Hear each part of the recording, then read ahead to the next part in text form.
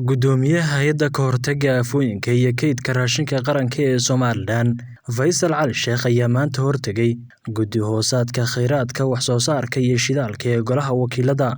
Kadib dalab uga yimid guddidaasi, guddida iyo guddoomiyaha ayaa yeeshay kulan saacada qaatay, waxaana markii uu kulankaasi soo idlaaday warbaahinta u faahfaahiyey qodobada ay ka wada hadleen labada dhinac iyo qodobada la isla qaatay. Gudoomiyaha Guddi Hoosaadkaasi iyo guddoomiyaha hay'adda kulankaas wuxuu daaraa runtii xog waraysi ku saabsan xaaladda kaydka raashinka iyo biyaha waddanka ka jirta maadaama uu waddanku imika ku jiro xaalad abaareed runtii ay abaaro soo baasan yihiin oo la filayo abaaruhu inay sii kordhaan.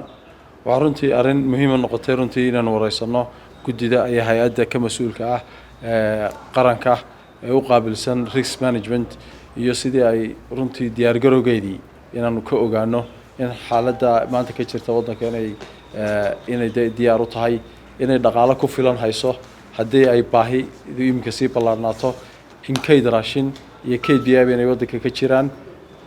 marka runtii hay'addii waanu wareysanay, xog fara badan bay arrintan naga siisay.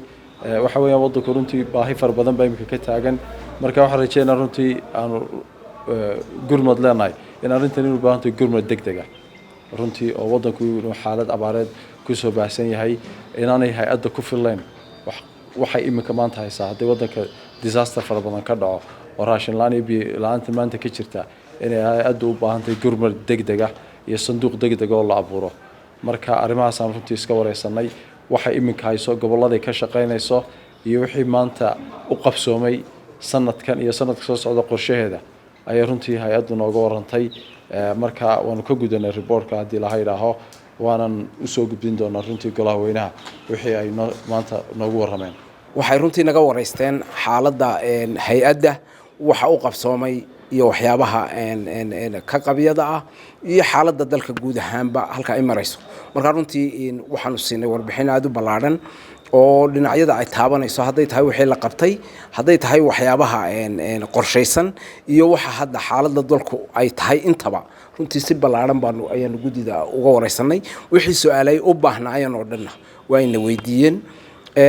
waana dee shaqadii caadiga ahayd ee golaha iyo xubnaha xukuumadda runtii ka dhaxeeyey. si wanaagsan baanu runtii iskaga fahanay meelaha la iska kaashan karo iyo meelaha laga wada shaqayn karana in dadaal labada dhinacba runtii qaran ahaan aynu xaaladdaa jirta inaynu de wixii laga qaban karo ay u baahan tahay runtii in laga qabto. shaqo fara badanna runtii xukuumaddu waa ay ku jirtaa oo gurmad baa lagu jiraa, howlo fara badan baa lagu jiraa.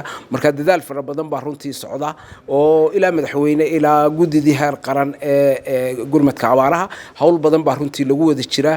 wasaaradihii dowladda oo dhan baa runtii ku wada jira.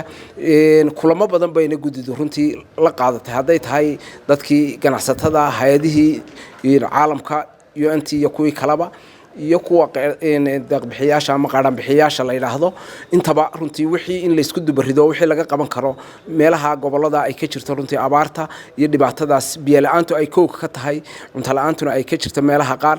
markaa runtii dadaalkaasaa lagu wada jiraa qaran ahaanna inaynu gacmaha isqabsanno oo dadweyne iyo shacbi iyo golayaal iyo xukuumadba runtii dhammaanteen inaynu ka wada shaqayno ayaa runtii aanu usoo bandhignay oo u baahan runtii iskaashi weyn u baahan kolka la eego waqtigan adagaynu ku jirno muddana runtii ay hadhay oo weli aynu bartanka aynu kaga jirno. marka aad iyo aad baan runtii guddida iyo sidii ay noo soo dhaweeyeen iyo sidii aanu xogta isu weydaarsanay iyaguna wixii hayeen ay noo sheegeen aad iyo aad baan runtii ugu mahad celinayna.